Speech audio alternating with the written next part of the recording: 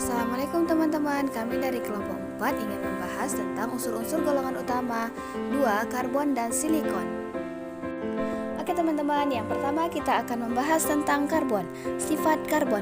Kelimpahan karbon di kulit bumi sekitar 0,08%, sekitar 50% dari karbon tersebut terdapat sebagai karbonat. Selebihnya terdapat sebagai senyawa organik, sebagai karbon dioksida, dan sebagai senyawa karbon lainnya. Hanya sebagian kecil yang terdapat sebagai unsur. Teman-teman bisa lihat pada tabel di samping. Selanjutnya, alotropi karbon. 1. Intan. Intan adalah atom karbon yang sangat keras, mempunyai titik leleh di atas 3500 derajat Celcius. Penyebab intan bersifat keras karena mempunyai struktur kristal tetrahedral, di mana setiap atom karbon terikat pada 4 atom karbon lain melalui ikatan kovalen. Yang kedua, grafit. Dalam grafit, atom karbon tersusun dalam lapisan pada sistem heksagonal. Dalam setiap lapisan, setiap atom karbon diikat oleh 3 atom karbon lainnya melalui ikatan kovalen yang kuat dalam bentuk gelang heksagonal, sehingga titik didih dan titik lelehnya tinggi. Setiap lapisan terikat oleh gaya yang lemah, yaitu gaya van der Waals. 3. Karbon amorf. A.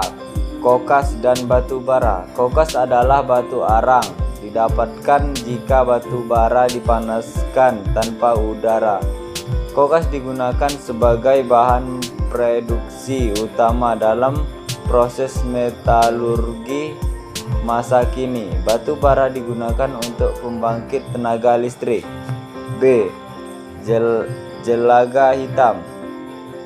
Jelaga hitam merupakan bubuk karbon halus yang rapat didapatkan. C. Arang. Charcoal. Arang merupakan karbon berpori yang dihasilkan melalui penyulingan pemusnah dextrostate. Bahan organik banyak digunakan sebagai bahan bakar dalam rumah tangga. Salah satu jenis arang adalah arang aktif, yaitu arang yang telah diaktifkan yang mempunyai kemampuan untuk mengabsorpsi senyawa-senyawa dari larutan cair atau keadaan gas. Selanjutnya ada senyawa karbon. Yang pertama itu karbon monoksida. Karbon monoksida adalah senyawa gas yang tidak berwarna dan tidak berbau. Merupakan zat racun bagi pernapasan karena molekul CO dapat terikat dalam hemoglobin darah membentuk karbon monoksida. Hemoglobin menggantikan molekul oksigen yang biasa diangkut oleh hemoglobin. Hal tersebut menyebabkan darah tidak mengandung oksigen atau kandungan oksigen darah menjadi berkurang. Selanjutnya yaitu karbon dioksida atau CO2. Gas CO2 memegang peranan penting pada proses fotosintesis tumbuhan hijau untuk membentuk karbohidrat atau zat tepung dengan bantuan sinar matahari. Pencemaran lingkungan yang disebabkan oleh gas CO2 dikenal dengan efek rumah kaca atau greenhouse effect. Pembangunan gedung-gedung bertingkat tinggi yang dilapisi kaca dapat meningkatkan temperatur di atmosfer. Berikut adalah proses pembuatan gas CO2 di laboratorium. Yang ketiga ada karbon disulfida atau CS2. Karbon disulfida adalah zat cair yang tidak berwarna, encer dan hanya sedikit larut dalam air, tetapi mudah bercampur dengan alkohol, eter, dan minyak tanah. Digunakan sebagai zat pelarut untuk belerang, fosfor kuning, karet, kamper, dan damar. Dapat juga digunakan sebagai racun tikus dan binatang kecil lainnya. Selain itu, digunakan juga untuk bahan dasar pada pembuatan karbon tetraklorida CClA. Yang kedua, kita akan membahas silikon. Sifat silikon. Silikon sukar bereaksi dengan zat lain karena sukar menerima dan sukar melepaskan elektron. Hal ini disebabkan karena afinitas elektronnya kecil, tetapi energi ionisasinya besar.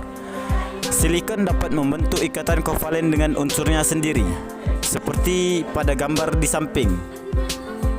Silikon terdapat di alam dalam senyawa silika, SiO2 dan silikat atau campuran dari silikon, oksigen dan logam lainnya. Misalnya KaLSi3O8 yang terdapat di kulit bumi. Silika dan silikat terdapat dalam beberapa mineral dan bebatuan sebagai pasir kuarsa dan lempung.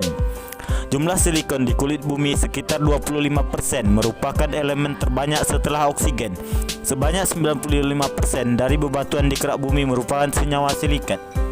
Kegunaan silikon. Silikon digunakan sebagai semikonduktor untuk membuat transistor, kalkulator, baterai energi matahari, dan komputer. Silikon juga dapat digunakan untuk membuat kaca, gelas, waterproofing, dan lain sebagainya. Kegunaan senyawa silikon. Lempung mengandung partikel-partikel silikat banyak digunakan untuk membuat porselen. Porselen Cina dibuat dengan pemanasan 1300 derajat Celcius sampai dengan 1450 derajat Celcius dan hasilnya porselen tipis berkualitas tinggi. Semen Portland dibuat dengan pemanasan lempung yang mengandung Ca12Si208 dan CaCO3 pada temperatur 1500 derajat Celcius.